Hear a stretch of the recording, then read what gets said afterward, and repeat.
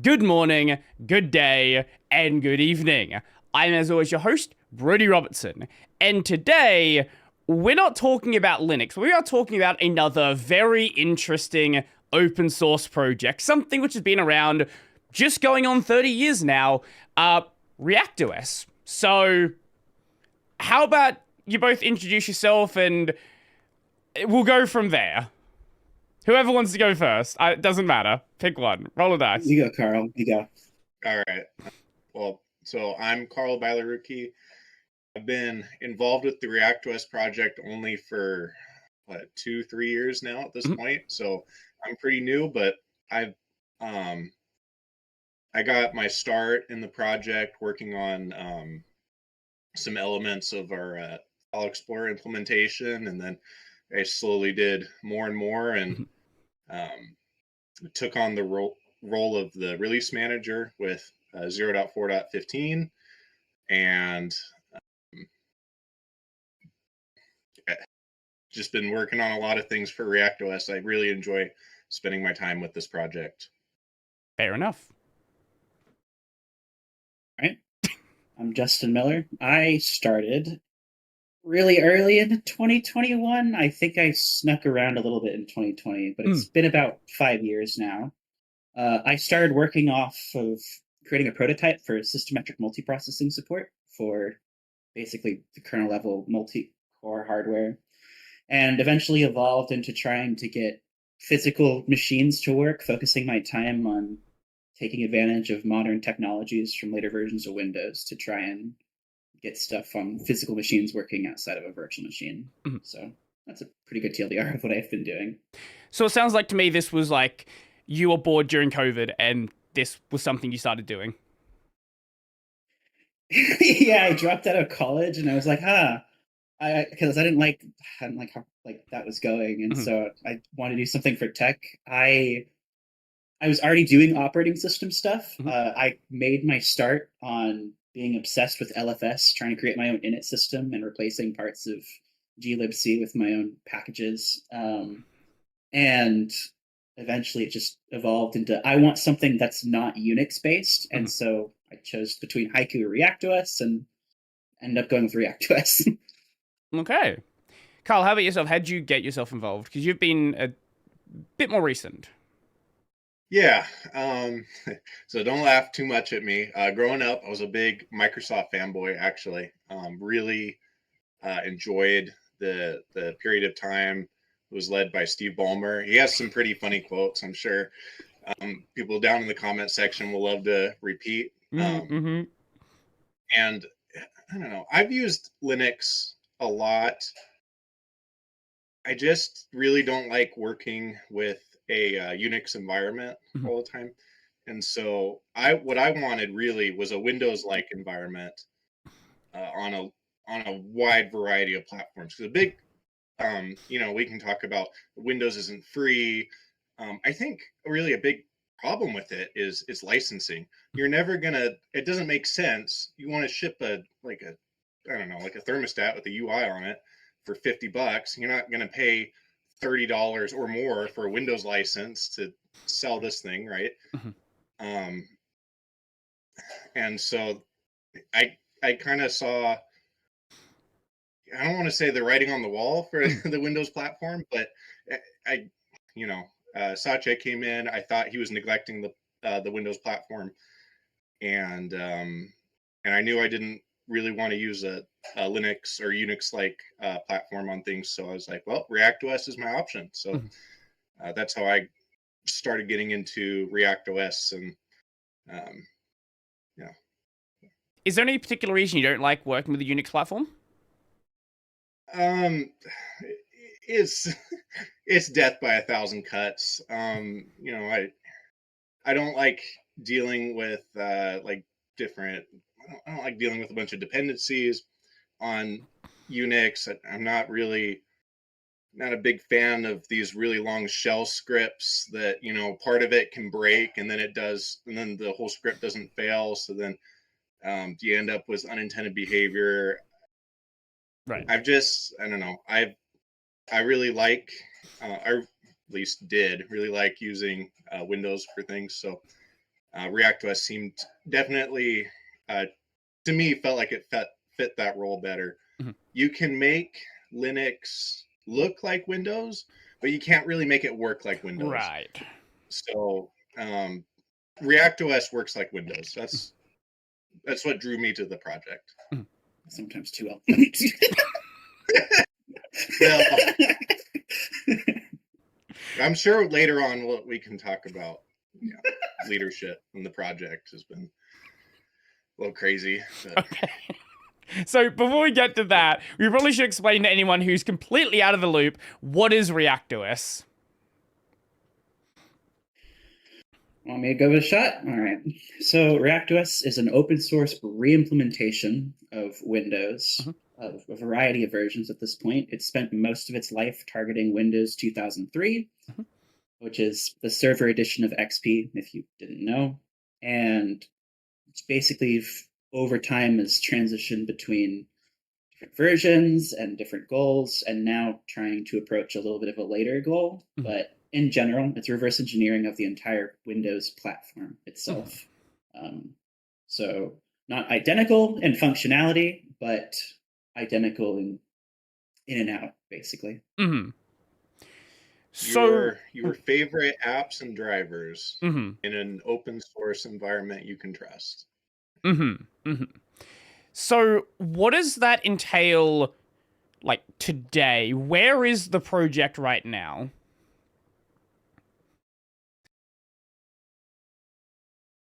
So I would personally say that although it's been mostly resolved, we've spent most of our life being really encapsulated in a VM. And while the last release and this next one, we can talk about that at any point, is going to dramatically improve the situation, being encapsulated within a virtual machine basically would only allow it to use software from the XP era in a VM now. Right.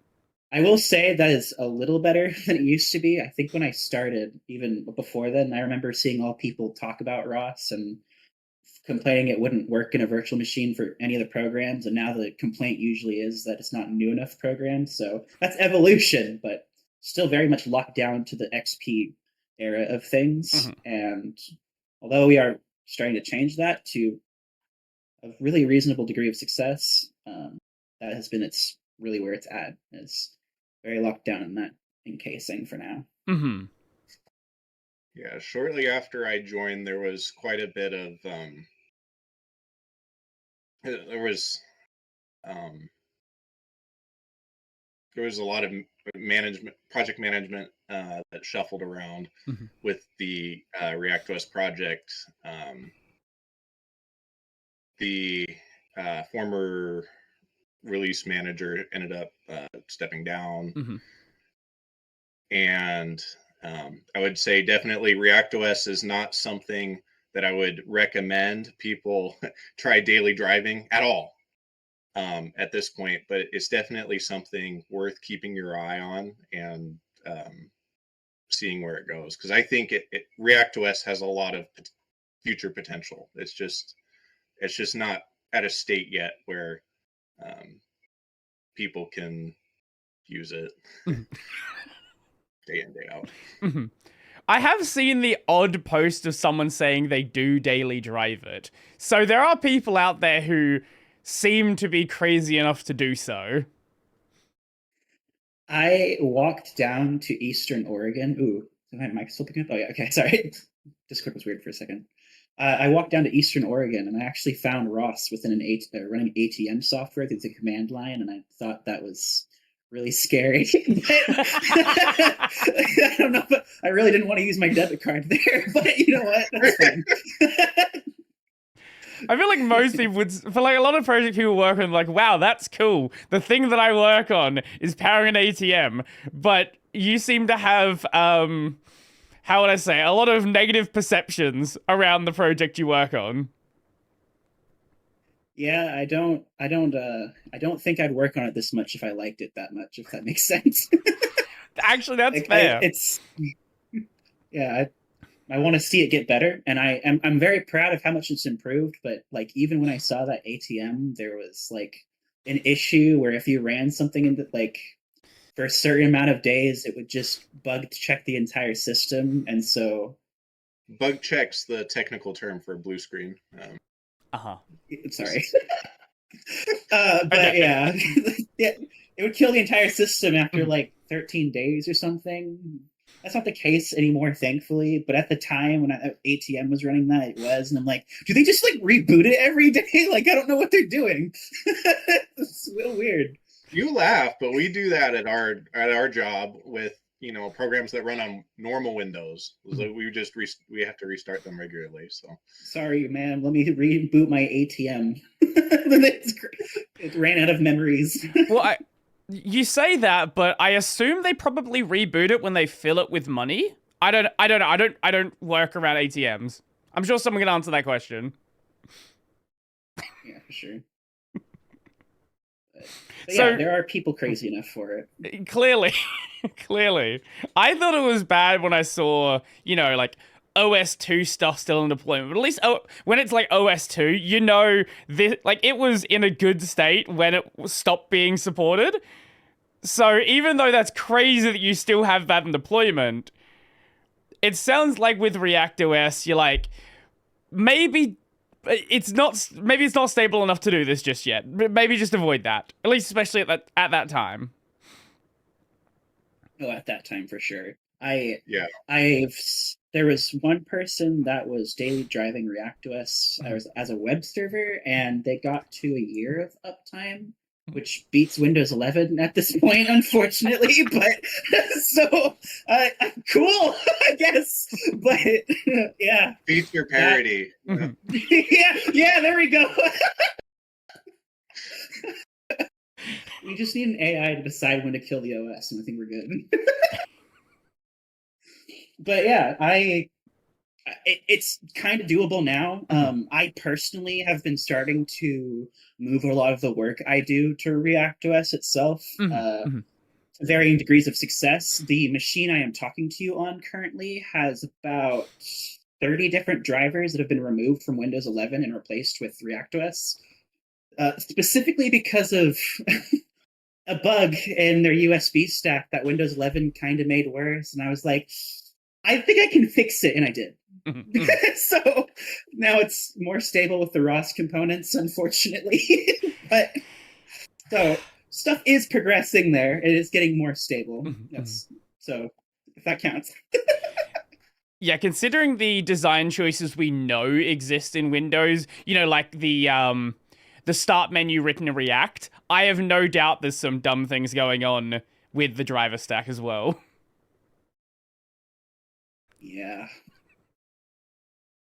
Yeah, unfortunately.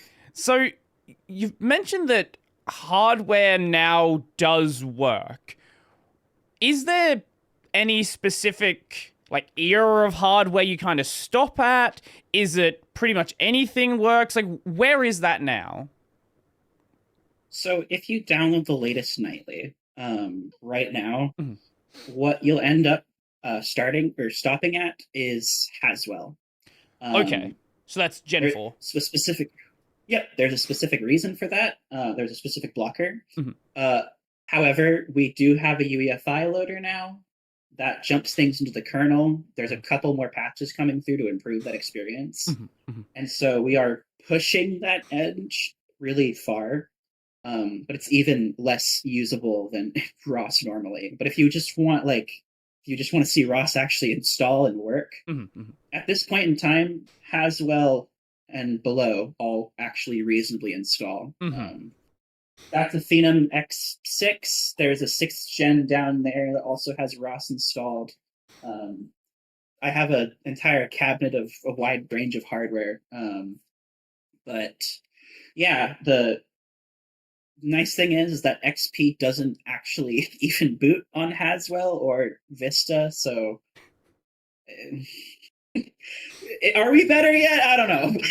But it's definitely improving at a rapid rate. The last 2 years of immense progress on multiple ends from multiple people to try and make that work. And it's paying off. It's paying off for sure. These all right here are Windows 7 era machines and stuff. And although they're still using XP drivers, because XP was drivers were supported for a ridiculous amount of time to like 2015. Yeah, it's an interesting progression.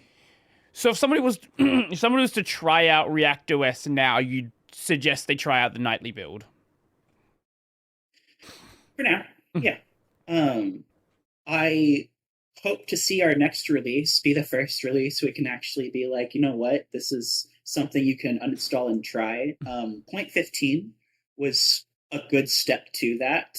Before USB boot didn't even work at all to install, so by the time 0.15 came out, we actually could install off USB, and it really did work as long as it wasn't a USB 3 controller, which was one of the blocking efforts there. But it's yes, try for night builds for now. Hopefully that can change here in a couple months. So when was the last tagged release? That was March 2025.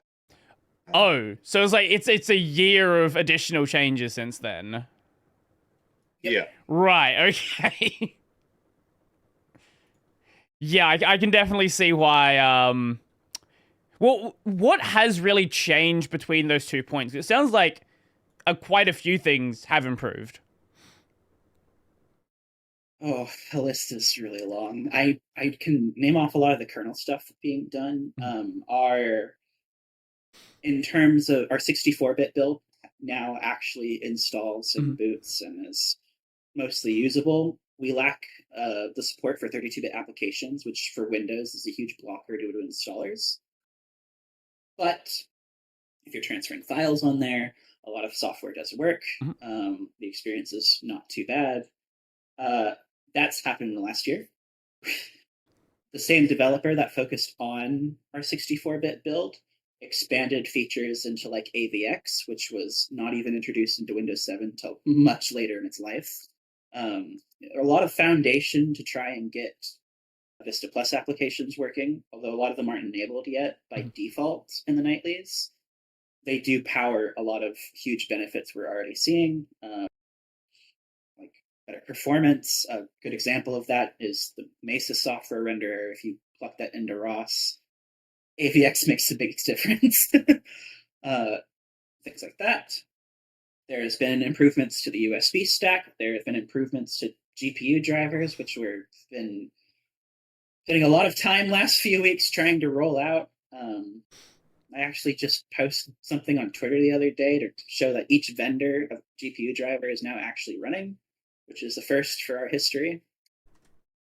That's taken effort from a lot of developers. There's been improvements to shell stability, Wine syncs to a modern version of Wine 10, which powers a lot of our user mode stuff, despite us being a custom kernel that's, again, not Unix-based.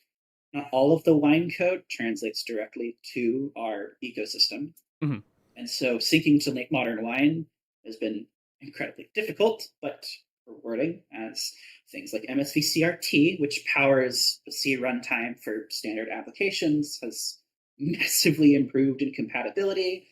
Async support, which allows for multi-threaded networking, dramatically improved our network stack.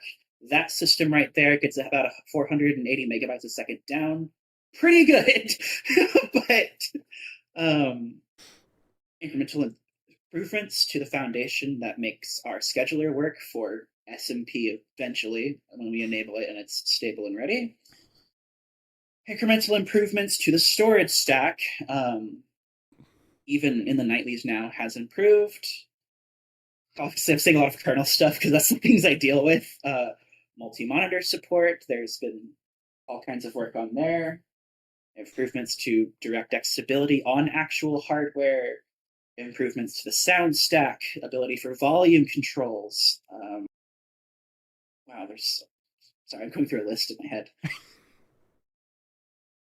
We are. What was I going to say? It's escaping me now. I'm sorry. No, it's all good. You've listed out a bunch of things anyway. I was going to ask, Carl, do you have anything you'd like to highlight that's been worked on? I don't know. My personal baby project has been I've been working on a new NTFS driver that I've Okay. kind of had to neglect because um, I I took a contract with the project to work on wine syncing tests and updating tests and making sure they pass on, all version, pretty much all versions of Windows from Server 2003 all the way up to Windows 11. And so that's kind of been on the back burner, and um, it's not going to be in 0.4.16, but it's something that I want to, I put a lot of work into it. It reads, NTFS drives really well. Writing is incomplete, but um, I, that's something that we have to work on figuring out how do we get this into the main tree, source tree. But yeah. So you Yeah. you listed off a bunch of things like multi-modal support. Like that's a thing that I wouldn't even have thought that wasn't even there before. So it sounds like the last year has been like a really big year. The last couple years of the project have been a culmination. Wow. Okay. Well, English is gone. That's it. Okay. It has been Culmination. That's the word you're looking for? Yeah, there we go. Sorry.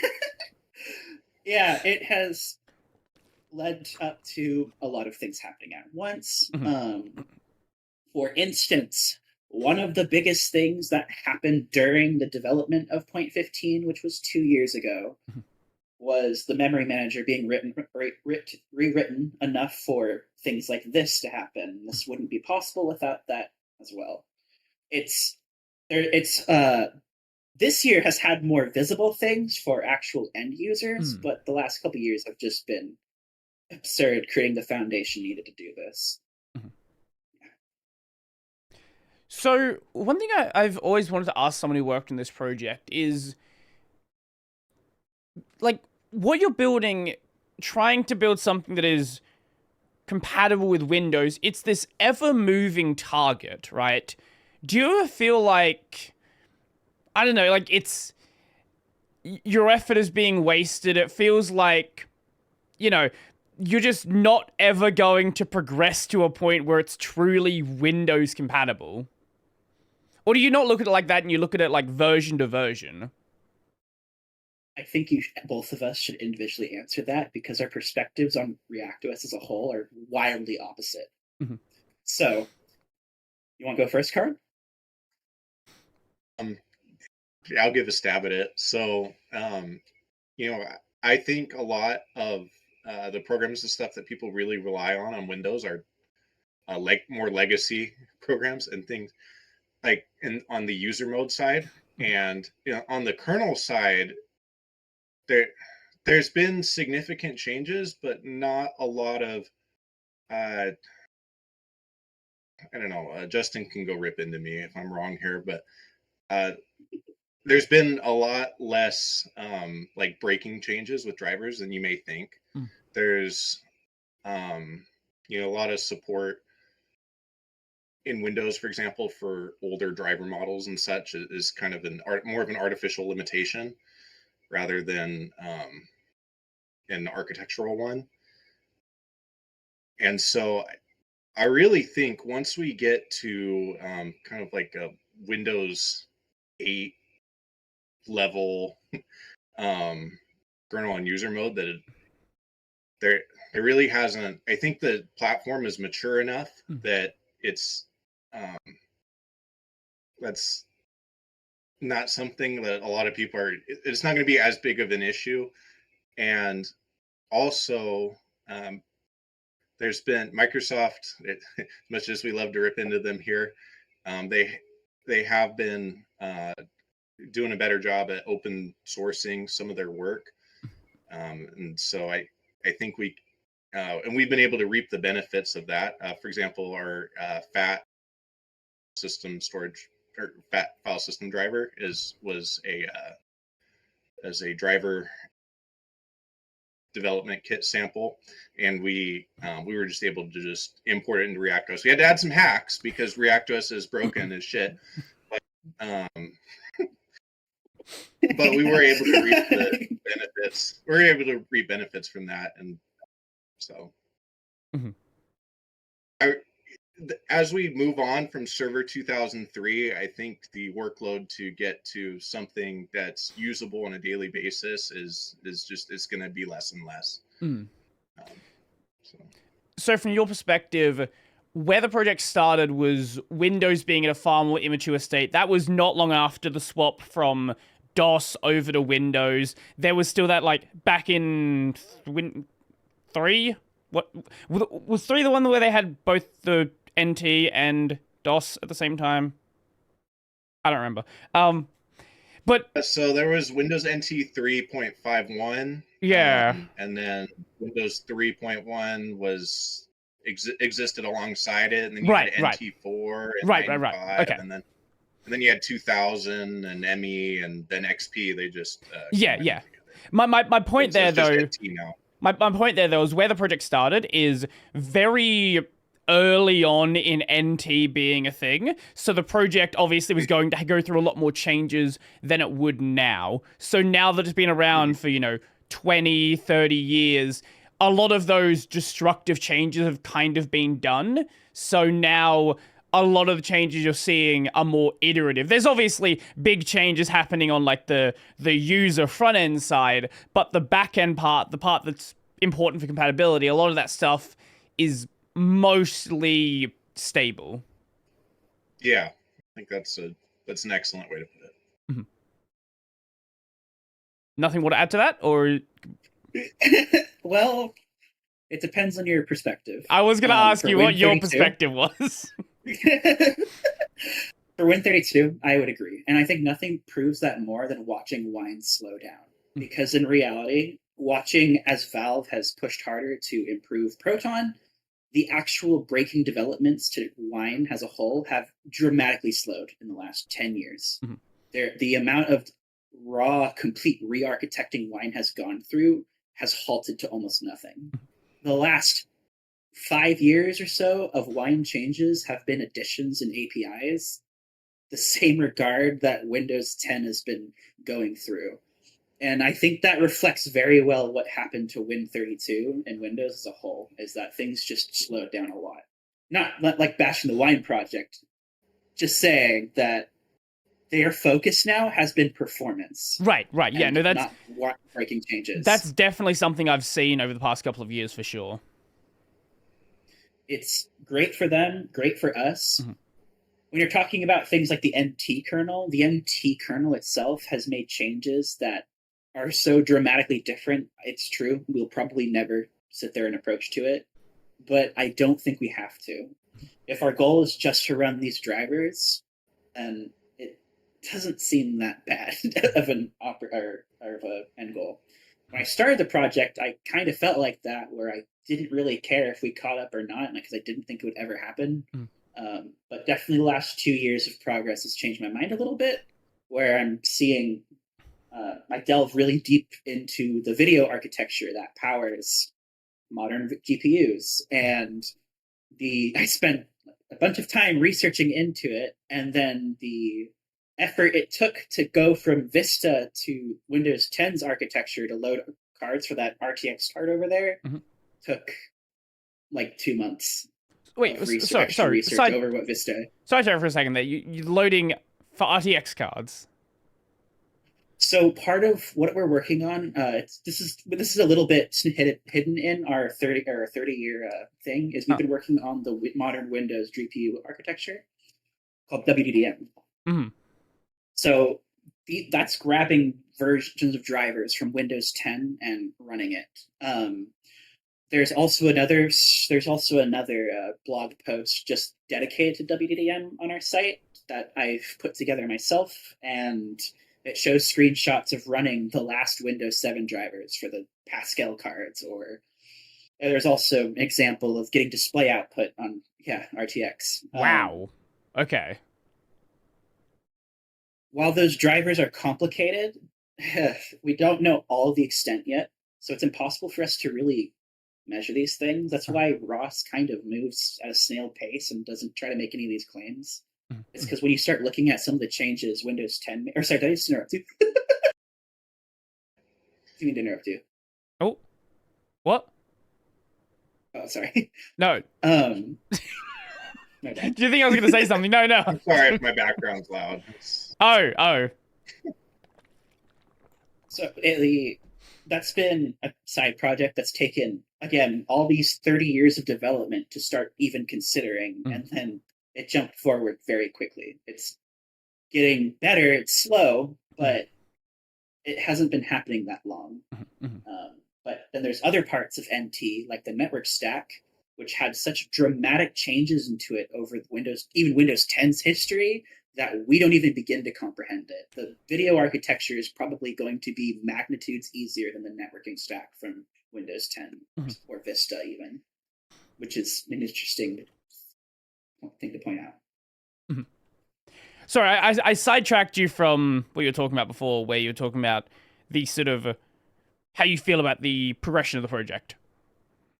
Oh, yeah. I don't really think it's hopeless anymore. I admit I'm mostly just doing this for fun and because I like hardware. But I used to feel pretty like it. There's no way, because like there's so many different versions of Windows, and it's true. While the kernel's very complicated over the years, and I don't think we have to be Windows 10 to get Windows 10 drivers working. And I think that's inspired a lot of hope for me personally, and it sounds like from a lot of our other developers too. Okay, so I honestly expected more like Doom posting. I didn't think you'd be that hopeful about it. We can ad lib. Yeah, we can add Doom posting. In 30 years, it still crashes. Did it freeze? No, it's still going. Let's go. but yeah, there's definitely there are definitely ways to look at it that can be very much Doom posting, but all this work that's been done for 30 years has led up to what we're doing now, and I think looking at it like that makes things a lot less negative. Well, this is a bit of a yes. I was gonna say, a lot of people look at ReactOS and they're like, "Wow, it's so broken. There's no hope." And when I first saw the project, I was like, "Wow, there's actually a lot here that works." I mean, it's not usable, but there's it is broken. Yeah, it is broken, but there's a lot of things that I was surprised by how much did work, frankly.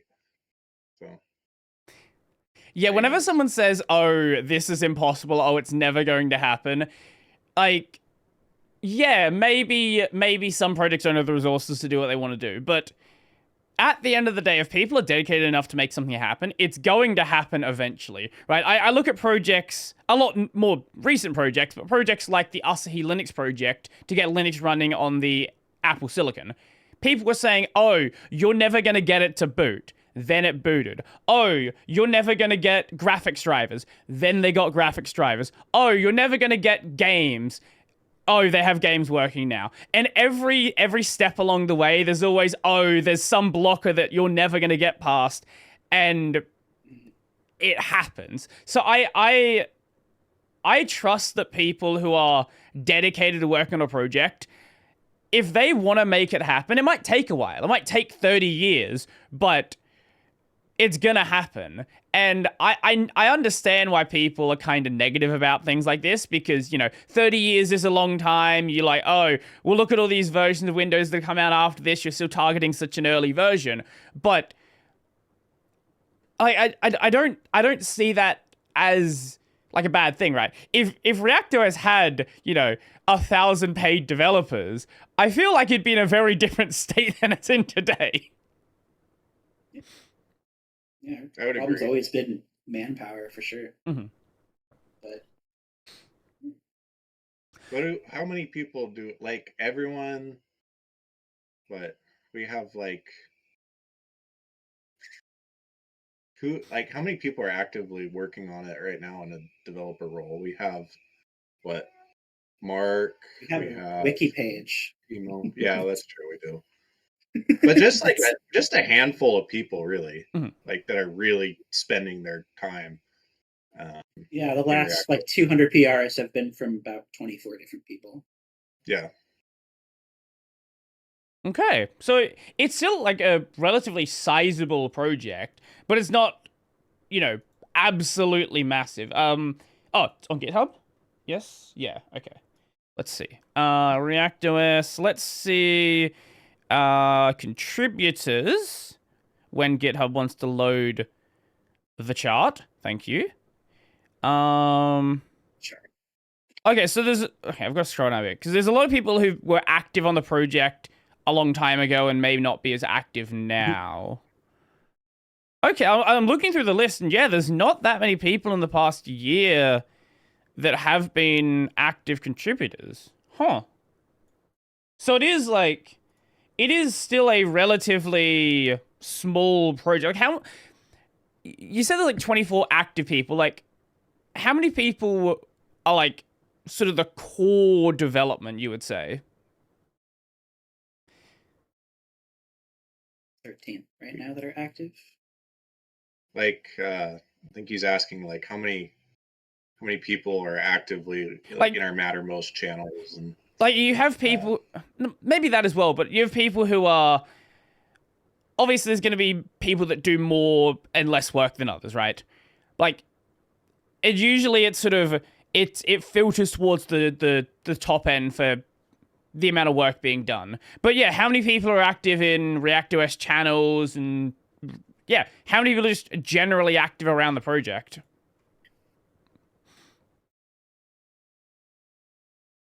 in a developer role, I want to say we have like less than 10. I think I could be wrong. Maybe less than 20. I think for sure. Right.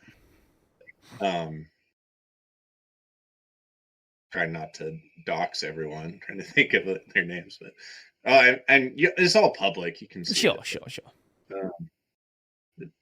I actually think it's 16 because some of the people that come and go and stuff in the last couple of years, like, will come and drop something massive and then leave for 6 months. Yeah. So I would say 16, but I'm probably being a bit of a conservative estimate. It's not a super small amount of people, but it's not a large for sure. Okay. One thing I did want to say is I do sort of appreciate the joking negativity about the project. Like, obviously you care about the project and you want it to get better, but I do appreciate that as someone coming from the Linux side, because there is a lot of like, our project is good, our project is great on the Linux side, and it's sort of like people can't like joke that like, oh, this actually is kind of terrible. We know it's terrible. We're working on it. So I do kind of appreciate that honesty about the project. Yeah, well, it's so late. And you gotta, I don't know. One thing that, like, growing up, I was, I spent way too much time on the internet, unsupervised, and I've just been told in all these forums that, oh, Linux is perfect. It's better in every way. You're an idiot if you use Windows. And so I'm like, okay, all right. I'm going to install it on the family computer at this time. And my parents were, using Office, and they had a lot of proprietary software and things like that. And they hated it. They hated it. They still talk about it in my family. They hated that whole time. If I can impart some wisdom, I'd say don't call people stupid or an idiot because they don't want to use your project. Okay, like if it doesn't work for them, it doesn't work for them, and that's okay. Maybe it will in the future, but it doesn't right now. And don't take it personally. Don't just learn to. Hey, my kids have been watching Bluey recently, and there's an episode where they talk about We're taking you're over the getting world. really good at losing. So sometimes that's what happens. take it with stride. Not at all relevant, but my favorite thing that I heard once about Bluey is there are kids in America who only watch it and are developing Australian accents, and that's great. We are taking over everything. Yep. I know a lot of kids that only just watch that and like friends and cousins. So it's okay. My son learned, he's not even 2 yet, but his cousin taught him 6, 7. And he knows like less than 5 words, and that's one of the words. So, you know, I was pretty upset. Cool. Getting there early. You broke him. You're at the aquarium. You go 6, 7. And I'm like, oh. You can't even say daddy yet, you know. Oh no. Your kid's off to a good start. Setting them up for success. That's one of those things you have to remind them about in like 20 years. Like, hey, your favorite word as a kid was 6. Anyway, moving on from that. So, when you were working on this project, like, how do you approach reverse engineering kernel aspects, driver aspects? Like, where do you even, like, what do you even do to know what you need to do? So usually there is different methodologies. Oh, go ahead. I was just going to say, usually I use ReactOS until I find something broken, which doesn't take very long, and then I debug it. Fair. Open up WinBag, you know, try and read what's going on in memory, read the code. Oh, this looks like a bug. Maybe I fix it. I don't know. Try again. Hey, this looks good. Let me open up a PR. That's how it goes for me, Justin. I mean, there's tons of different methodologies. I know people all develop differently. I can say what I've done for WDDM has been, honestly, once you figure out every input and output a driver needs, just loading it and seeing how it compares with Windows, fuzzing the functions, seeing what comes out. I like doing that because it helps me understand things better. It's not the only reverse engineering method. There's a term for that. I think I don't know, but that's the one I prefer. Mostly because as you see what breaks when you are dealing with these functions and fixing random crap and incrementally adding them and adding functionality behind them, you find decisions Microsoft made that are there for compatibility reasons, and so you end up uncovering a lot of things even from later versions of Windows and etc. I mean, it's just the way I prefer it. You can ask every single one of us developers, and we're all legitimately going to have a different answer. So, right.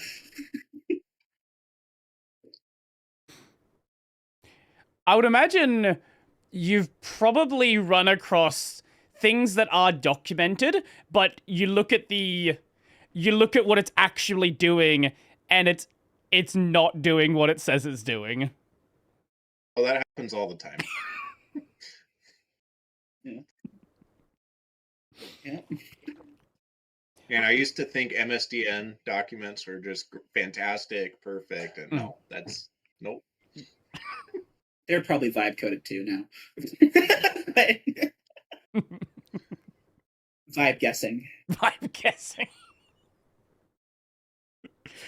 But you kind of just have to like work with it, right? If that's what the code's actually doing, it doesn't matter what the documentation is saying. If you want it to be compatible, you kind of have to accept that they wrote it with a bug.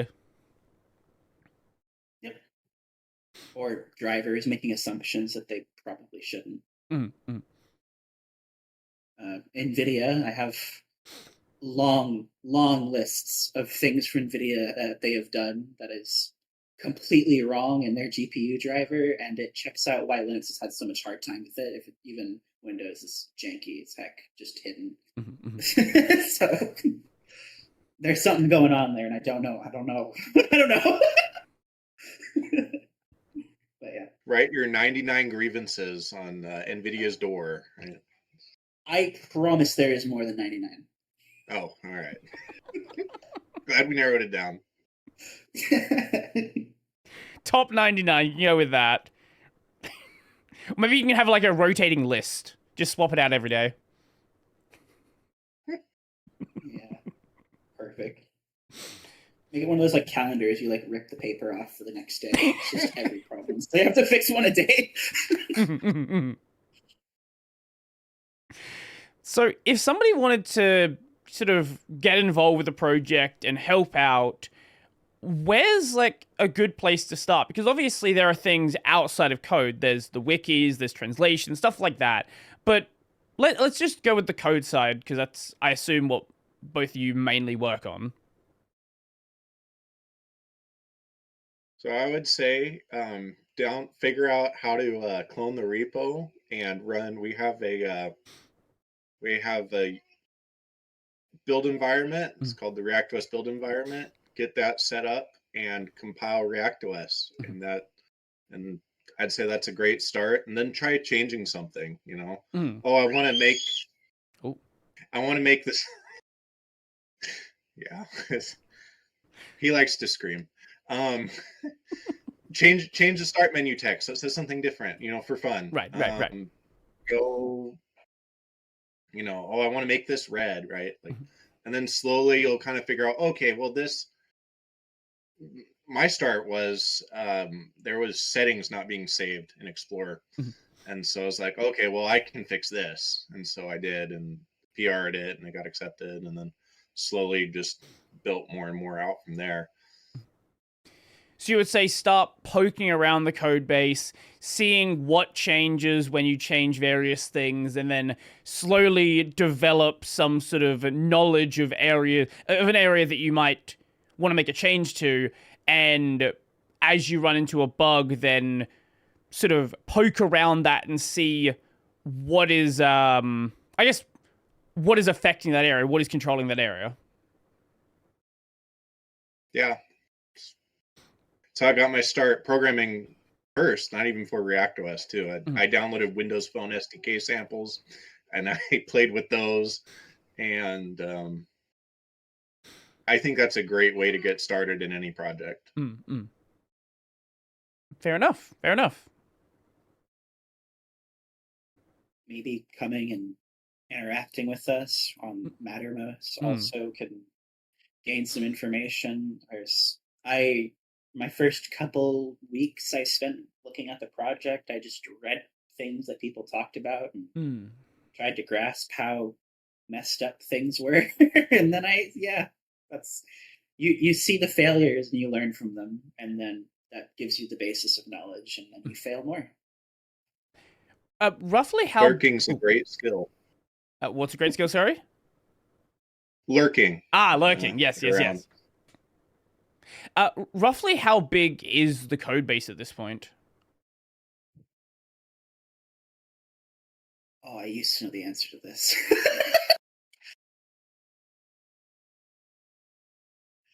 Okay, I will say that just to a matter of perspective, there's a PR that takes the kernel 32 module and syncs it with line 10. And that change for a long time was almost 1.1 million changes. And so you times that by all the modules that exist, and it's a lot. I think I once tried making a script to count the lines, and it got over like 70 million, and I gave up. The reason why I brought up contributions, a lot of people look at a project that is... The same thing with the Linux kernel, right? A lot of people look at a project that is this big and think, I don't even know where to begin. I don't know what I can look at. I don't know what I can even... What can I even contribute to a project like this? When you're looking at it from that perspective of not knowing what does what, it can seem kind of overwhelming trying to work out even where your place is in this project, even if it's like a little basic change, even knowing where to make that basic change. One thing I really like about ReactOS is that it's and the Windows architecture in general is that it's very compartmentalized. Mm-hmm. So you don't have to be an expert in the whole system in order to make a change, in order to fix a part of it somewhere else. So that's like if you look into how the NT kernel works, and it's there's like a chain of different drivers basically that build on top of each other to get something done, and you can just focus in one area, and it's easy to wrap your head around than trying to wrap your head around the whole kernel and then lose your mind. Right. So you you just look at the pieces that you think are interesting and then sort of go from there, basically. I started specifically with the HAL, and then that went deeper. So I know that both of you have kind of been like joking about like, being really negative about the project, but I have seen whenever I look up anything about ReactOS, you're always going to run into these posts like ReactOS sucks, ReactOS is terrible. Like it's not just joking about it. It's people that genuinely seem to like dislike the existence of the project. And I don't really get it.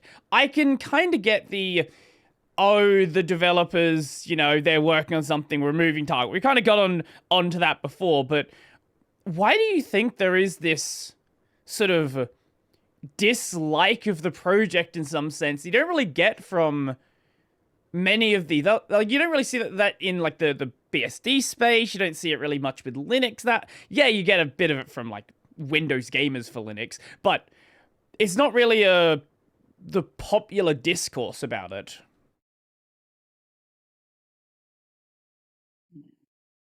I think there's a lot of people that just really like Linux, Unix.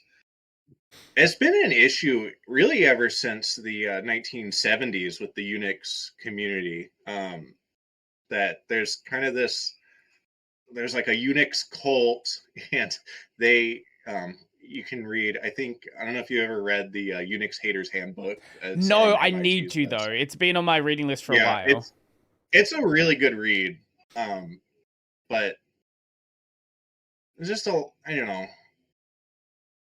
They really like Unix. You bring up issues to them, legitimate issues that people have, and they kind of dismiss it. And I think unfortunately, the Linux community kind of inherited some of that with the Unix community, and it brings some toxicity that I don't like. I don't want to like just totally bash. No, understandable. Community, but that's one other thing that I really like about ReactOS is our community. I think we're not demanding that everybody use ReactOS for everything. But I'm not great with wording things. No. I think within the ReactOS community, everyone who's using it, everyone who's developing it, kind of understands the state things are in. So you're not in this position where it's, almost there. Like with Linux, a lot of the barriers are more, it's less the back-end stuff. It's more sort of interest from companies bringing software over. So it's most of the way there, which means that a lot of those... you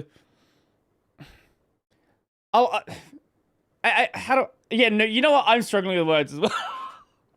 I think because it's it's so polished in that way. The gaps are a lot easier to sort of focus on, whereas with ReactOS, because it is still targeting such an old version of Windows, and there's obviously modern stuff being brought in as well, but you can't sort of gaslight yourself into thinking that this is directly competing with Windows 11. Yeah, it's not Not yet. yet. Soon. I also think that some of it isn't even just the Linux community that like hates ROS. I've reached out and seen a lot of, especially the last 2 years, I've reached out to a lot of people that ROS kind of burned. I feel like, especially on YouTube, you watch a lot of videos about ReactOS, and a lot of them just didn't go the way they wanted it to. Right. And then you look at the comments, and everyone's just like, but you didn't try the nightly or something. And sometimes it feels like parts of ROS also has like a little bit of that Linux attitude where although we like internally to joke that we and acknowledge our like flaws in operating system, there are people sometimes reaching out for us that are actively defending us Right. to the point where I think it bashes each other. I've reached out to a couple people now that have just ROS completely failed and tried to understand what parts of it failed. Because again, some of these issues that people run into too are things that we don't even aren't even able to reproduce. And there hasn't been there's not a lot of avenues for people to take that frustration and put it in front of our eyes.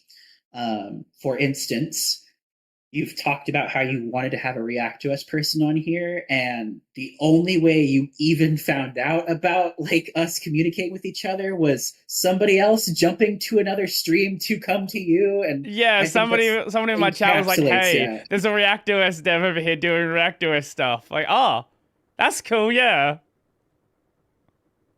Yeah. I mean, think about it like this: if there wasn't the channel of communication Linux has for things, you would also get frustrated with Linux and just give up. That's fair. I think a lot of our failures too have been our communication with the general public. There's ideas about ROS that make no sense in the public eye, like the country of origin. It just jumps around different like ideas sometimes. Like 1 week it's Russian, then 1 week it's German, and I'm like, I didn't know I was either of those things. but like I did see some like of that frustration. On that note, I did see some. I don't even know what the context was. Someone's like, Putin loves ReactOS. Like, I don't. Is there some context here that I'm missing? I wish he loved ReactOS. You know, then maybe we would have had some funding. Don't say that. Maybe cut that out. You were looking for YouTube poop stuff. There you go, right there. He's gonna put in the part. He's a Putin lover. So you know what? That actually does have some context. There is a photo that goes around of like a developer that's not on the team even like around anymore, like showing it to Putin in like 2008 or something. Right. Okay. A long time ago. A long time ago. And so what it was, part of that context comes from the ReactOS the ReactOS that exists now isn't the ReactOS that existed back then. There's a ReactOS Foundation, right, which is dead. And those are the people who showed it to Putin and such. And then there's ReactOS. I don't know how to say the word GmbH. I don't the German word it is or whatever it is. Yeah. called. The German Foundation thing. Yeah. Yeah, there's that now, which is entirely different and not even the same management. So there is some context to that makes complete sense, but it's not talking about what the project is now or any of the same people. So we just kind of shrug. There actually is. I went and had a look. There actually is a blog post on the ReactOS website from 2012. ReactOS presented to President Putin. So yeah, there's So what you're saying is like there's been like a lot of churn of developers over the years. Yep. Because the project originally, like going to the 30 years of ReactOS thing, the project originally came out of another project, or was it had a different name? What exactly was that? I'm forgetting exactly what was said there. So FreeWin95, according to, I wasn't alive. Me I was neither. born in 1998. Oh, you're 98 as well. But Oh, so from what Eric Cole told me is that they wanted a perfect clone of Windows 95. Mhm. And they spent all their time arguing in the planning stages about what they right. should do. And there was little to no code actually written. Mhm. And so Jason Philby, he was in this mailing list, and he was like, you know what? Everyone that's in here is interested in a project like this. Let's start what would become ReactOS. Mhm. And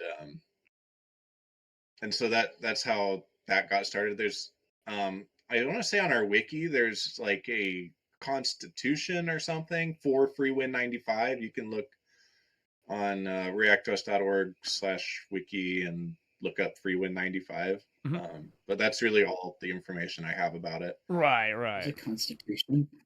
I didn't even know that. That's funny. FreeWin95. Let's see if we can find it. I've worn many hats in ReactOS. Now I'm also ReactOS historian now, apparently. Cool. My latest. No, that I think that is cool. Like, I like knowing the history of a project, even if it's not really relevant to what it's doing today. I am always kind of curious how something got started, how it progressed from those early days, and yeah, I'm glad somebody's trying to keep the history around, especially for early or pre-internet projects. A lot of that stuff, there's a sort of bits and pieces here and there. Some projects are better archived than others. Obviously, going back to it, the entire early Linux mailing list is all archived, but for a lot of other projects out there, unless there are people who are still working on the project, who were working on it back then, like Daniel Stenberg, who's still the lead developer of curl, a lot of the time that early stuff is just entirely forgotten. Yeah, it was really hard to find. I was really lucky that to me, because it was looking like he wasn't when I was writing that article. And so I think I really thought it was interesting hearing him talk about how like contributions worked back then. It's very different now. Sometimes we hold patches in review for way too long, and then they get frustrated and leave and get burned, and then they hate us. And I'm glad we have different management now, but it's but back then it was pretty loose. You merge something, and then if you broke something, you'd get a ton of emails, and then you better fix it. So. Was there any source control being used back then, or was everyone just like going wild? I don't want to definitively answer that question because I'm not certain. I know before we used Git, we used SVN. Can't say. I don't want to. I don't want to commit to an answer. Fair enough. Be wrong. No, that's entirely understandable. But how early do you know SVN was being used? You said that was being used before Git. Yeah. Again, I'm not certain at what. Fair enough. Exactly.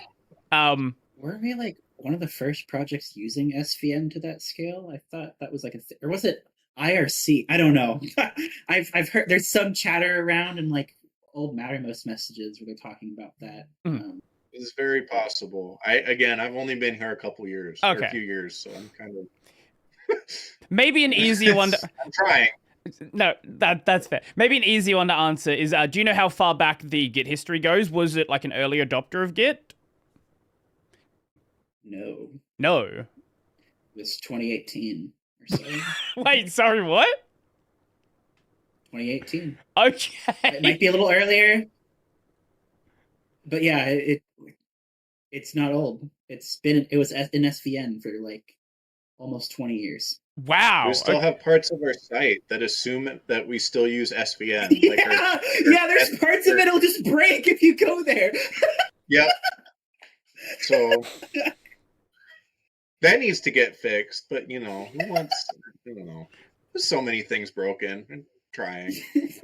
Yeah, there's a branch that says SVN backup don't touch or something, and I'm like, oh, that's older than me. I bet. Nope. Oh, that's 2017.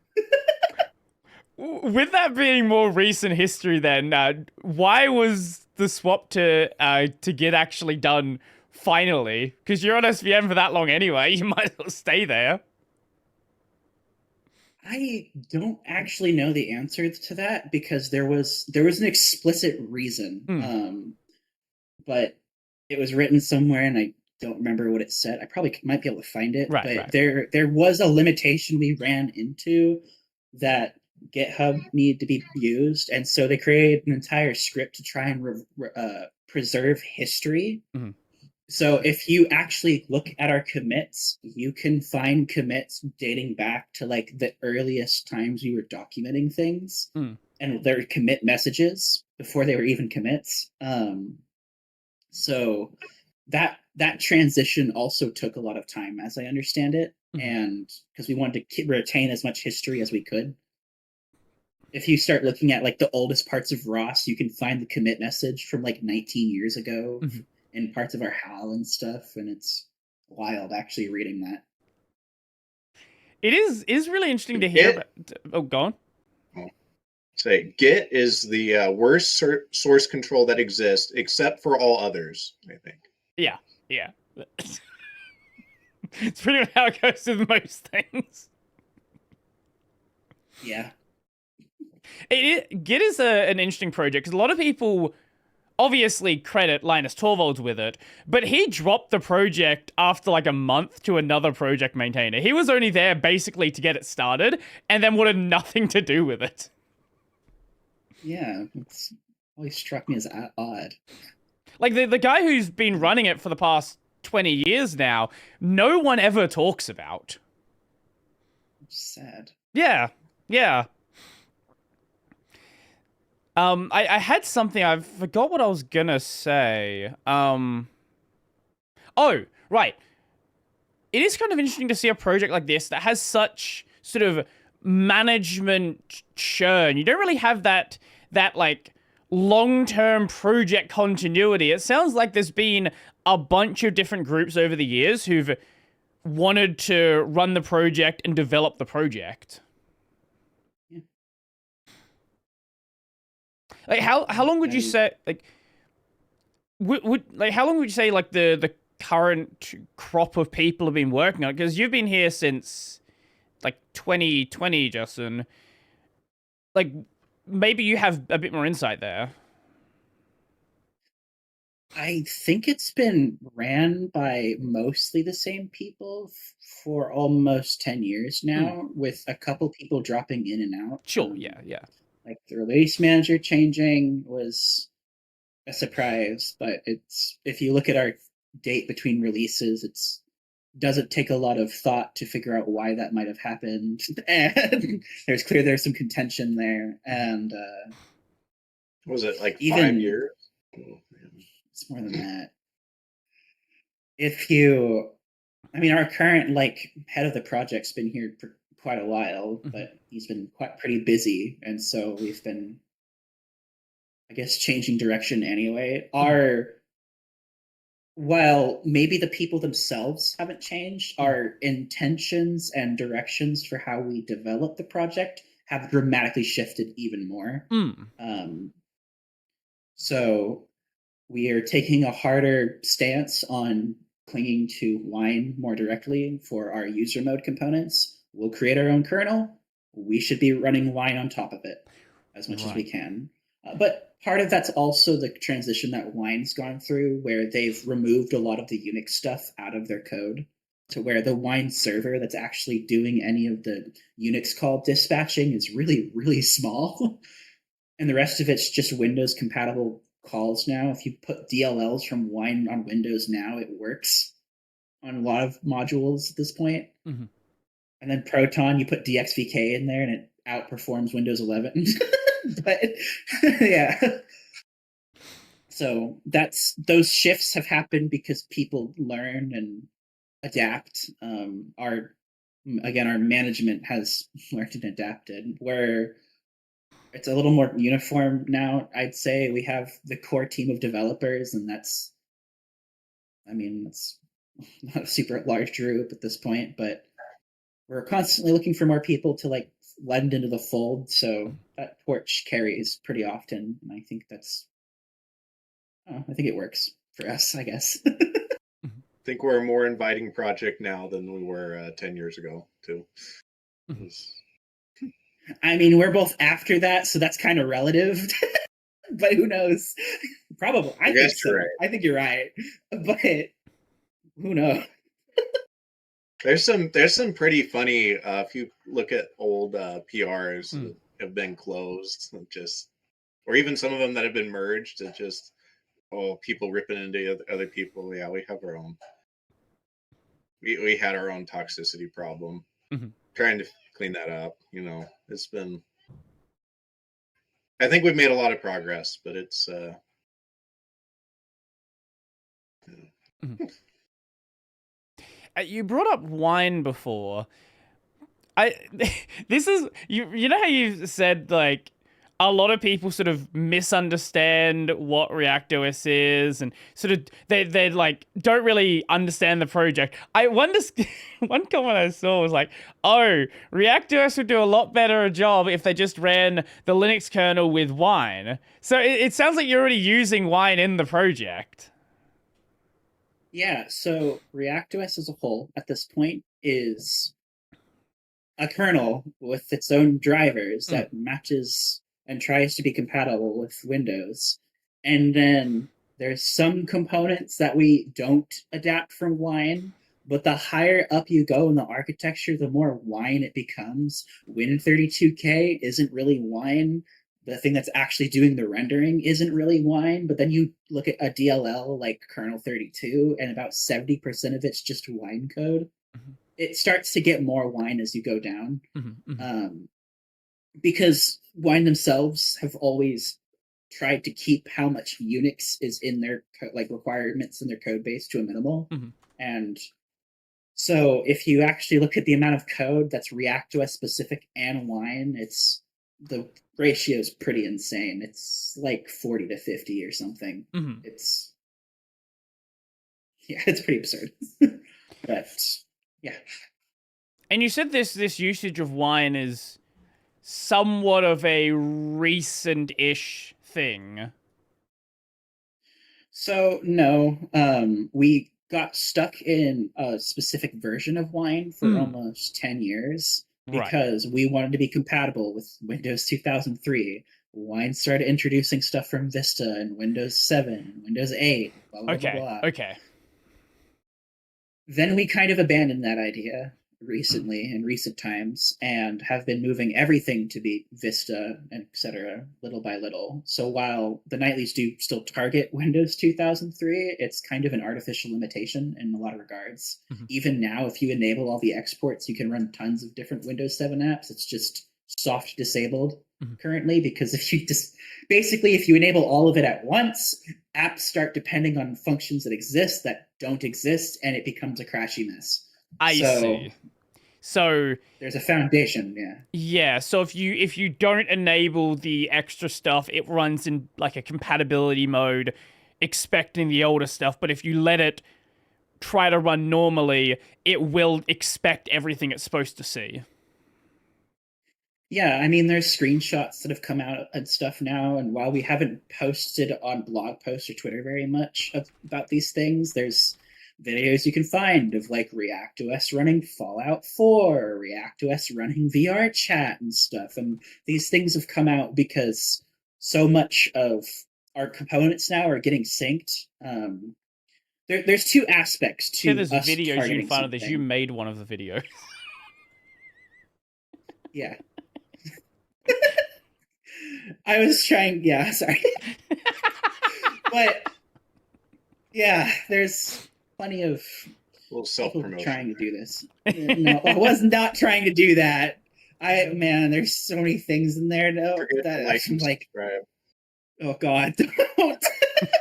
I don't need people seeing that and Ring being the like, bell. why isn't this in the nightlies? But there's a reason why it isn't.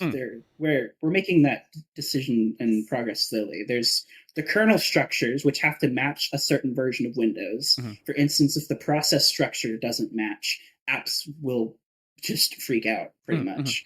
And then there's just the exports and how many APIs we have. The kernel structures are trying to move to Vista, which is going to be that big jump that lets us do all kinds of things. But then Wine's just moving straight to Wine 10, and then we're just going to sync regularly from there. And so we'll have all of that Windows 10 stuff just kind of soft disabled until we're ready for it all at once. Right.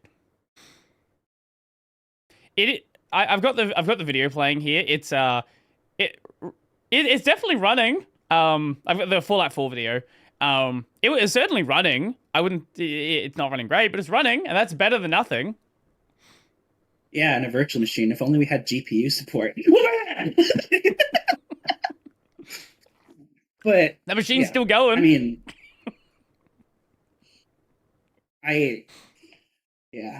we're trying to slowly like talk more about our progress and stuff on this avenue, but the problem is this has all been those 30 years mattered. Yeah. Like that foundation Windows required is there, and it's getting better. But the more we start being like, well, look, we got this running now. It's not one person that got that running. It's a massive amount of effort that went into building this foundation to power these things. Reversing the NT kernel is hard. Reversing the NT kernel in NT user space and Windows user space is even harder. And thankfully, with Wine, we don't really have to do both yet. So, one thing that was brought up earlier was this idea of sort of, I guess, communicating better about what the project is and what the project is doing. What do you feel like could be improved on that front to make sure people are more aware of what's actually, being worked and what's actually improving? Stuff like this. We've been so silent and hesitant to actually talk to people through most of our history for varying different reasons. There's no point to be doing that. We should be going and spreading our word a little bit better and making more of these blog posts. And our Twitter has been really active talking about applications and stuff that run almost every other day. But that's not quite enough. We need more channels of communication with the project in general, and that's what we've been trying to build.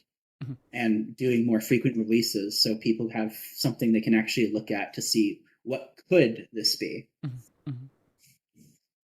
Carl, do you have anything to add there? Do you... He bug checked.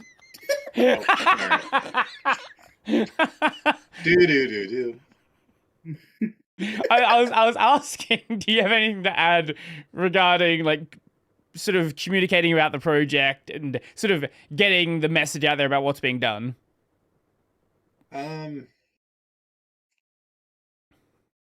agree wholly with what Justin said. One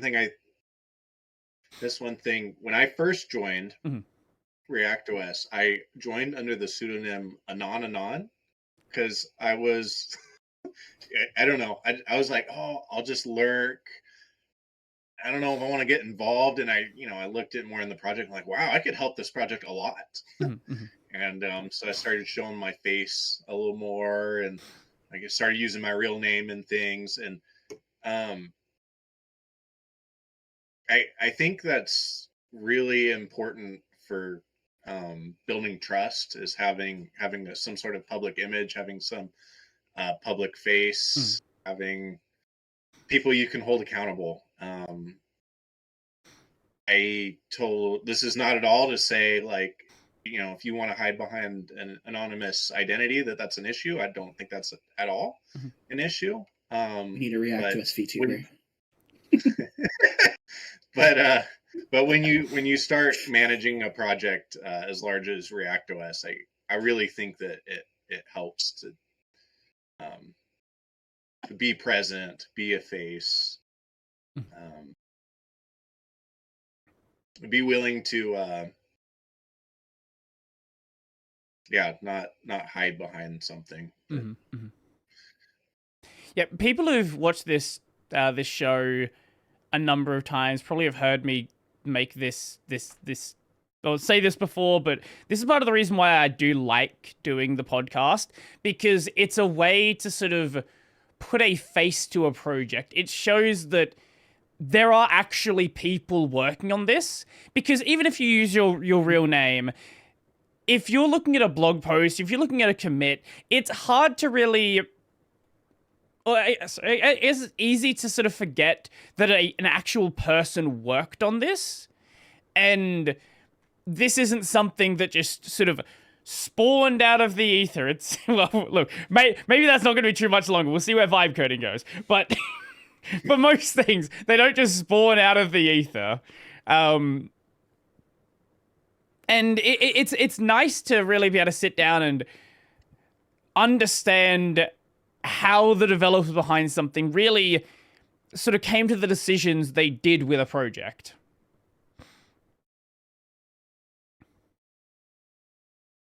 Yeah, that's all I had to say.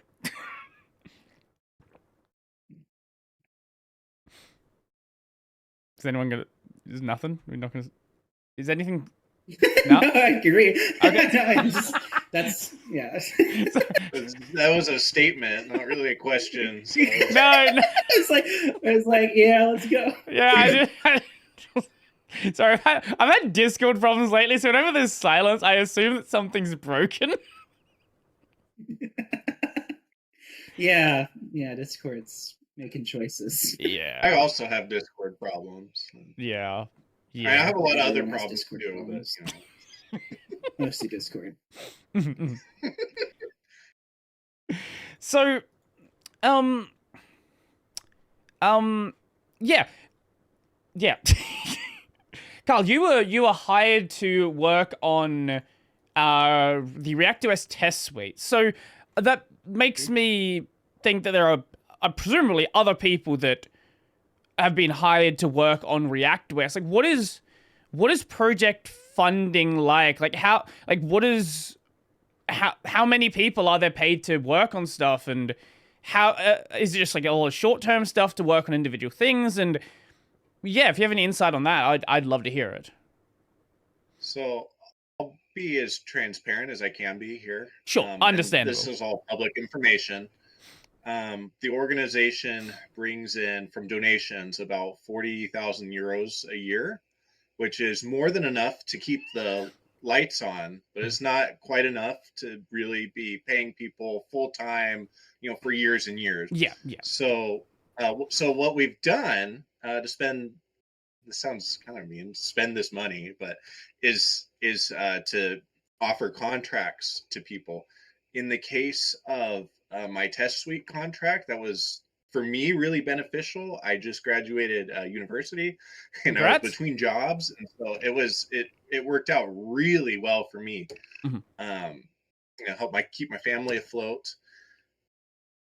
And you can look back in the history of our project. There's been lots of contracts that we've paid out. I think mine is the most recent. We paid a contract out to Hermes. He's French. I don't even want to pretend I can pronounce his name, but he worked on a graphical installer, so kind of more similar to when you're installing Windows Vista and newer. There's like a virtual image that you put on, you apply to the disk, and that installs the operating system instead of manually copying files over like we do now with ReactOS. He finished his contract out. He's still working on it on his own free time, but that contract gave him or allowed him to work on that as much as he did. I mean, we've only done contracts like once every 2 years for one person, maybe, and that's the most frequently I've seen it personally. Like the amount of contracts I've seen pass through ReactOS since I've been here has been 3. So, and there was a giant gap before that first one, before Carl got here. So the last between like 8 years has been like 3. Otherwise, there's been GSOC, which is something we did for a couple years. The Google Summer of Code, yeah. Summer of Code. But otherwise, for actual contracts, like paid out by Ross themselves, it's only been like 3 since I've been an adult. So the fact that the project can do any though, like that's a sign of a good direction, because most projects are not able to do anything in that regard. Absolutely. So this is a problem that obviously comes up in the entire like FOSS world. But what do you think could be done to sort of improve project funding? Is it do you think just getting the message out there? Like what do you have any insights on what could be worked on in that regard? Because obviously just having people know about the project and using it is certainly a good start. I do shill ReactOS at the end of our blog posts. You can help us by making a contribution. I'm sure you've seen that. But yeah, I really think just getting the message out there is really important. You can't collect donations from people that don't know that you exist. So. Yeah. I mean, on top of that, like having visible progress over time would probably make things easier. We've spent so much time in the dark trying to build our foundation that now that we're able to do more things that are like viewable for the end user, I'm sure it'll be easier for people to actually justify that. Because what's the point if you don't see progress for 30 years? And that's an argument that, yeah, it's kind of fair. Yeah, it's not visible to the end user. Okay. Yeah, this is a tough problem that exists with all of these projects, because it's obviously you're gonna have people that are just passionate about a project and want to work on it, but you got bills to pay, right? You've got like, it's just, unless you win the lottery and can just chill with that, like you can't just ignore life. As nice as that would be, you're not 13. You can't just like do nothing and work on what you enjoy. And like, yeah, as sad as that is, it's just a reality that exists with any sort of volunteer run project, that people are gonna come and go as well, right? You're gonna have, especially, a lot of projects tend to have a lot of people who are either like quite old, who've managed to like set themselves up, but also a lot of really young people where they're like high school, maybe university, and then maybe they stick around a bit after that and then sort of vanish because, they got a job somewhere and just maybe they had a kid. They just don't have the time to work on it like they did before. And, some people have other interests as well. It's not just this project, and they just can't justify spending the time on it anymore. Yeah. Yeah. Yeah. I was gonna say something. I was gonna say something really good, and then I forgot it. I'll let you know if I think, yeah. Well, you have a kid running around. Like, what's that been like for you? What? Haven't? Sorry, repeat that. Like, Having a kid running around? yeah, I assume you have a full-time job as well. Yep. I have a full-time IT position at a medium-sized company. I've got two under two. Oh, okay. Yep. And my wife stays at home to help take care of the RV right now that we're living in. That's how we've been able to afford it. But soon house. And you know, I think children are a great blessing. I really I love my children. Their work. Sure. I don't, working from home on ReactOS versus, so in my IT job, I got to go in the Right. office most of the time, unfortunately. Being able to work from home while working on ReactOS has made a lot more of my time available to the project. So um,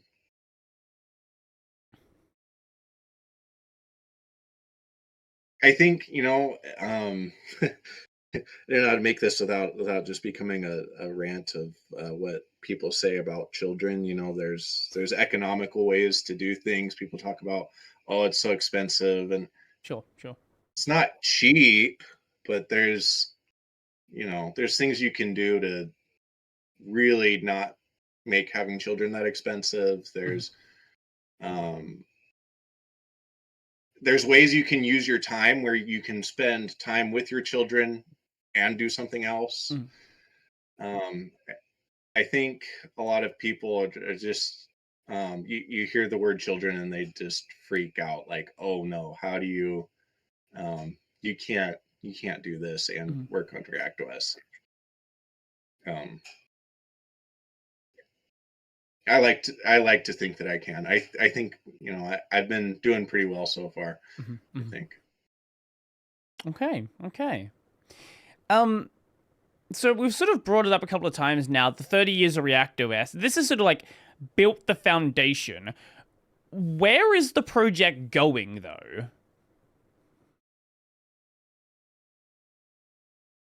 What? That's the thing. Do you want to go first, Carl, or me?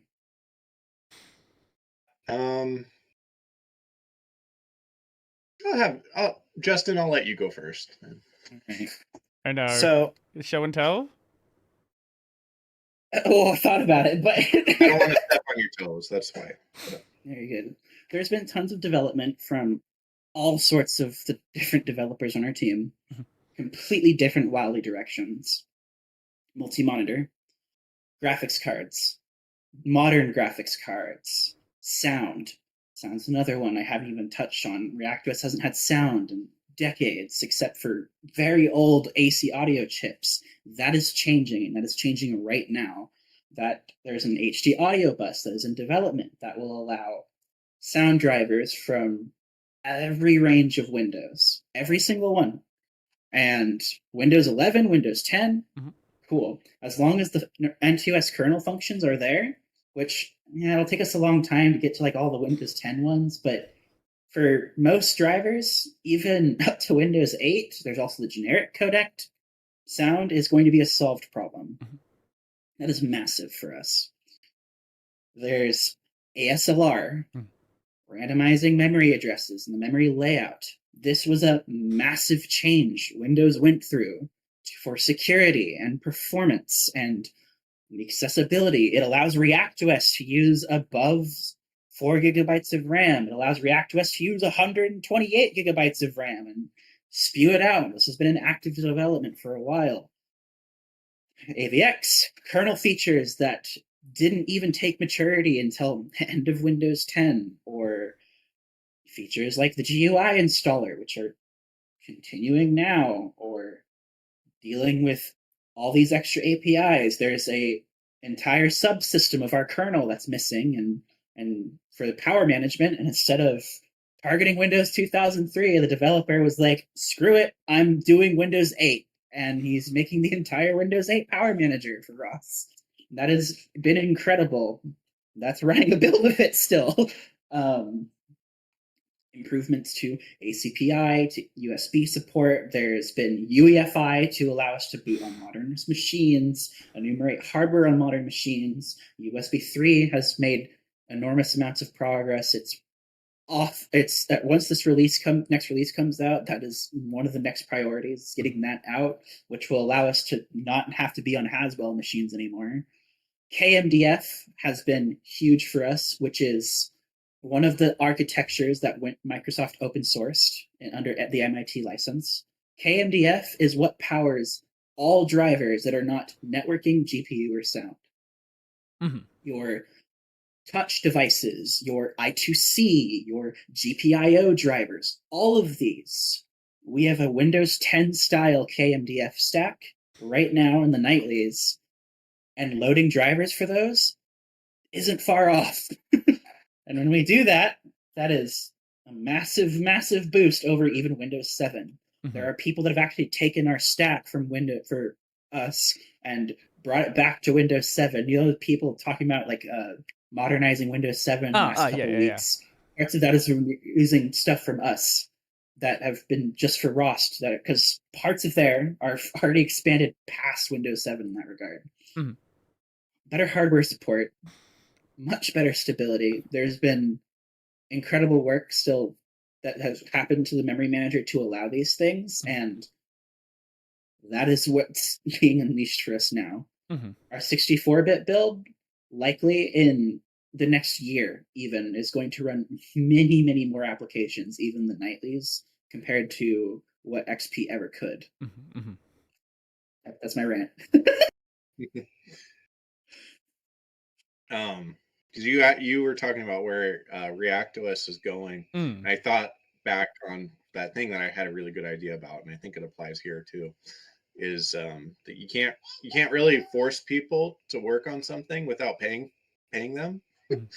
And so we have a lot of people excited for new features, and they're working on those. Really, what anyways, and that's why I got paid to work on the test, because that's really boring and nobody wants to do it. So that was the reasoning behind that. The end goal, I think, for ReactOS is to become a drop-in replacement for Windows. So, if you were using Windows with all your proprietary drivers and software, you could run all of those things on ReactOS instead. Mm-hmm.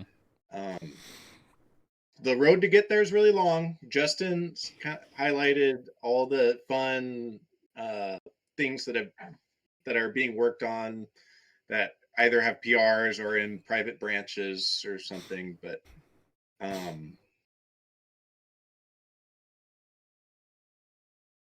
yeah, that's more the project manager ish answer. But yeah, I mean, without those wine sinks, we're not gonna get anywhere. Again, that foundation we've made with the kernel, the foundation we're making with updating wines, we don't have to worry about that anymore. Mm-hmm. That's what's freeing us to deal with these things. I hadn't even thought of the fact that the people who are trying to run older versions of Windows would be using parts of ReactOS. I get...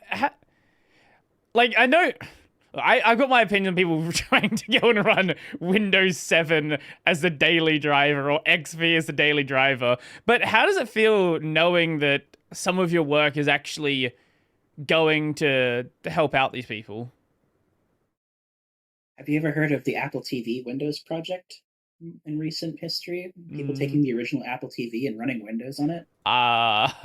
No.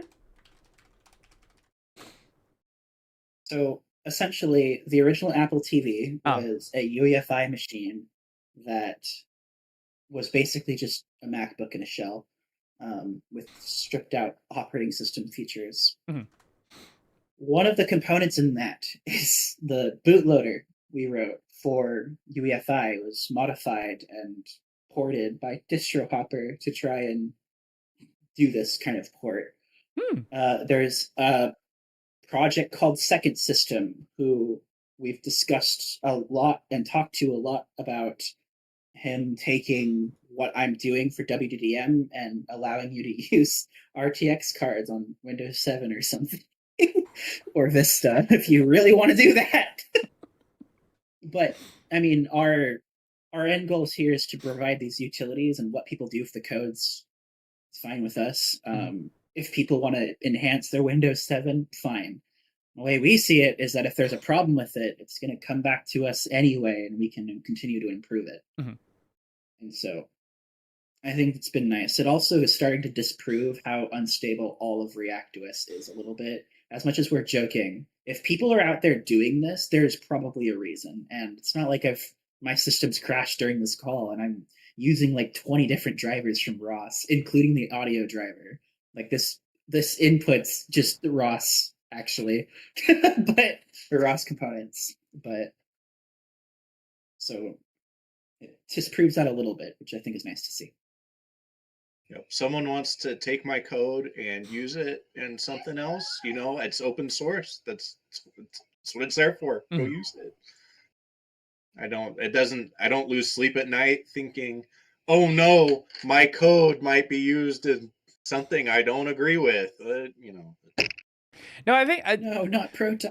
I wasn't really coming at it from like a negative side. It was more of like interest side, right? Where it's like, hey, that's actually like, it's neat. People are actually using this for something they're actually running. Like that's sort of where I was trying to approach it from. And I love seeing that. Every time I see XP on UEFI, I cringe a little because what the heck? But it's cool, I guess. Why are you doing that? I don't know. But it's unlocked many avenues for us. For sure. Well, it sounds like there's a lot of fueled by interest. Fuels your interest. It sounds like there's a lot of like really cool stuff going on with the project. I think we've covered basically everything I wanted to cover.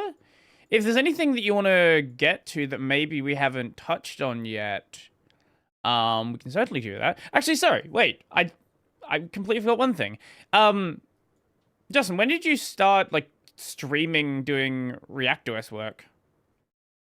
Like streaming doing ReactOS. And when why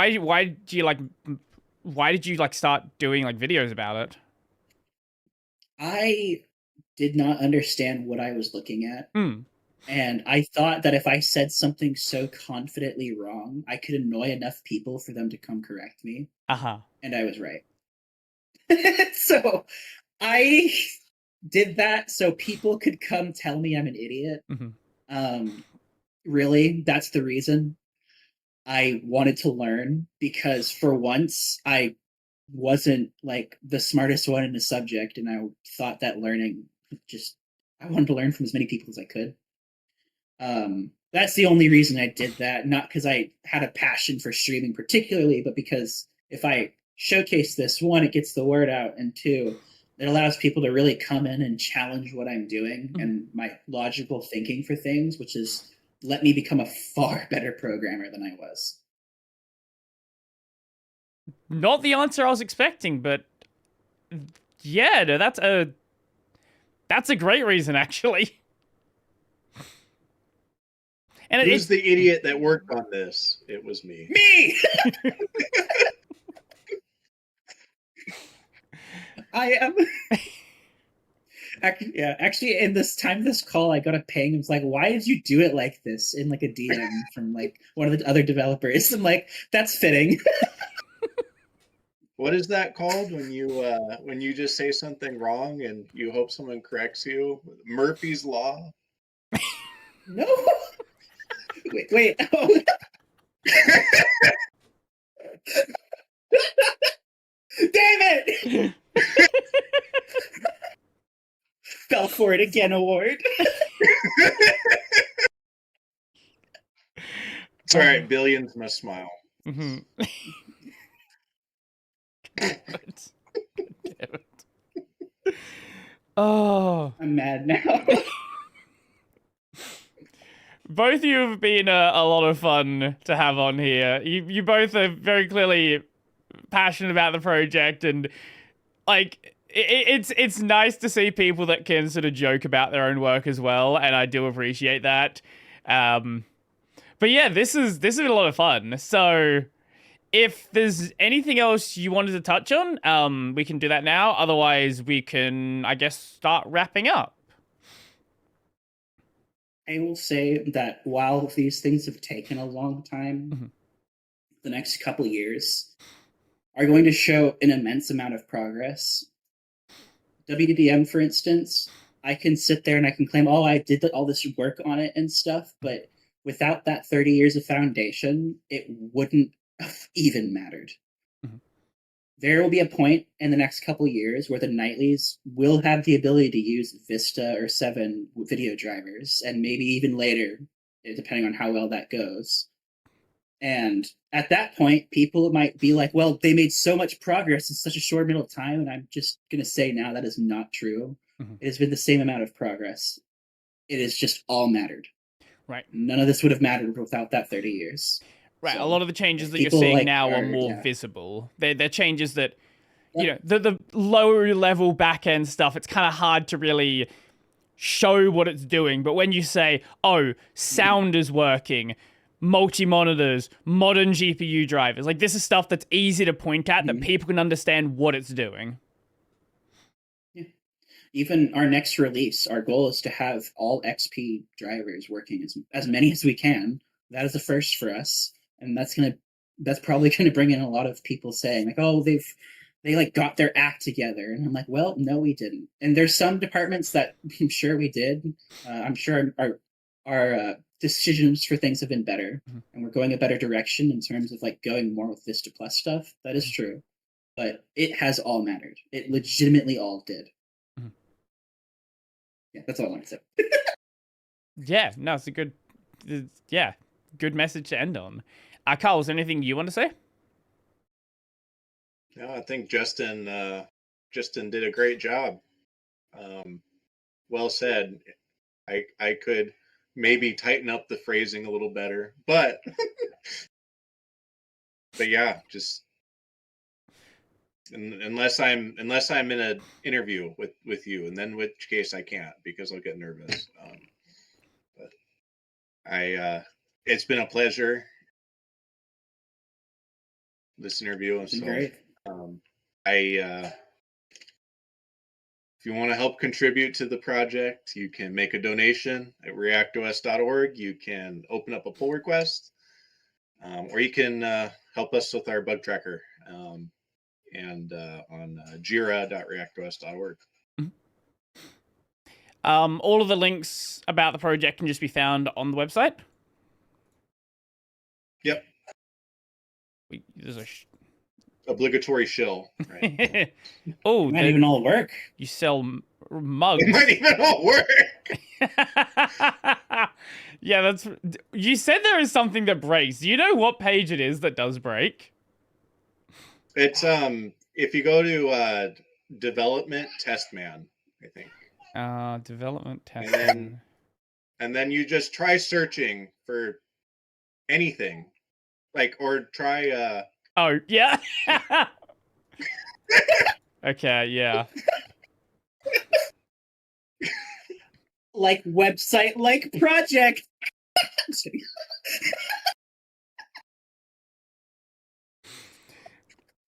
It didn't die. Yeah, that's good. Yeah, that's someone put cool. The Windows 3.1 startup sound. Ta-da! Yeah. Is there any other link you want to mention? Justin, you want to mention your channel? I'll leave it in the description if you don't want to, even if you tell me not to. No, you're good. You can do that. I appreciate it. Yeah. People want to see the future. Where can people find that? I don't actually even know my own YouTube channel's thing. I'm gonna be honest with you. You're a really good creator here. I am not a creator. I just like ReactOS, man. The _darkfire_. I think the URL's at the _ Double darkfire 0. underscore. Sounds like an Xbox Live gamer tag. That Oh, and it's still it was using PlayStation. and the channel tag is the _ darkfire 0. Right. I can see you're not a creator. What is consistent branding? So is the The Twitch description different? literally says ReactOS time. Didn't even realize that. And I just love watching ReactOS at the movie theater when they said it's ReactOSing time. Oh my god.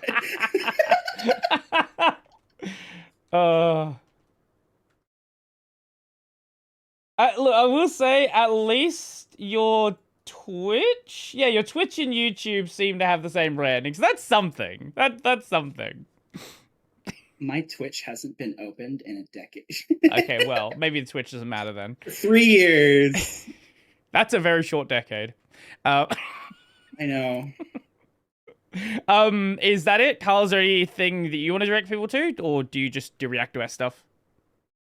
Yeah, if you want to link my YouTube channel, I do plan on posting more content on YouTube in the future about ReactOS. I haven't yet. You can see some of my fancy branding I did on it. Ooh. Should be I forget how channel URLs work on there should be C by Laruki, and all I have. Yeah, I don't know how to spell that. Oh, it's. Yeah, I know. C. I'll just wait. I can just copy your Discord name. Yeah, there we go. Oh. Last video, 17 years. All there is there's a video ripped from an Intel webcam, like 13 years ago. 17. Same webcam. If you plug it into ReactOS, it'll crash ReactOS. Oh, okay, good to know. Yeah, I know. Plugging into I tried. Intel Play, yeah. One video 17 years ago, 260,000 views. What's awesome is I hit it for a few years too. I'm like, oh. Yeah, I had such cringy YouTube videos on there back then. Like I made once like how to fix your computer when you get the black screen virus, and it was restart explorer.exe. You know, I want my startup to look like this, and it's the worst MS Paint animation you can imagine with the 20th Century Fox thing in the background. Yeah, all hidden. I made them I made them what is it? Private? Not private. Unlisted? Unlisted. Yeah. So. Some Easter eggs. Yeah, I've had other channels in the past, and yeah, I'm saving the channel I remember for a special occasion. I'll show that eventually. People don't need to see that.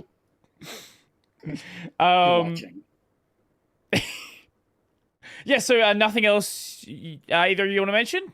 That's pretty much it. Yep, that's it. Okay, I'll leave all of those links in the description below. So, yeah, check those out. So, like, subscribe.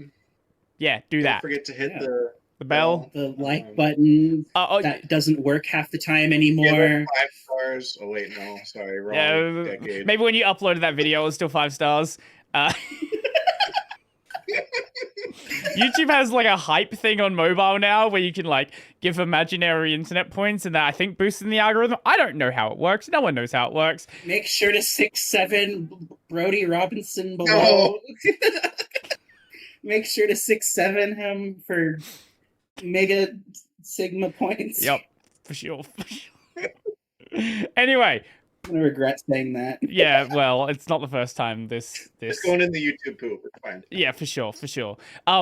Anyway, my main channel is Brody Robertson. I do Linux videos there 6-ish days a week. Sometimes I stream as well. I have the gaming channel that is Brody on Games. Right now, actually, I don't know what I'll be playing because I'll probably be finished with the games by the time this comes out. So if I'm not, it'll be Silksong and DMC Devil May Cry. If I am, I don't know what it is. Check it out. You see what it's there. The bad DMC game, because it's actually kind of fun. Anyway, Yes, it is. yeah. If you're watching the video version of this, you can find the audio version on basically every podcast platform, Tech Over Tea. There is an RSS feed. Wherever you find podcasts, you'll find it. And the video is on YouTube, Tech Over Tea. How do you want to sign us off? I'll give you the final word. Thanks for having us. It was fun. Don't blow up your operating system like we did. Nothing you want to say, Carl? That's it? So long. Farewell. Sure. Something and good night.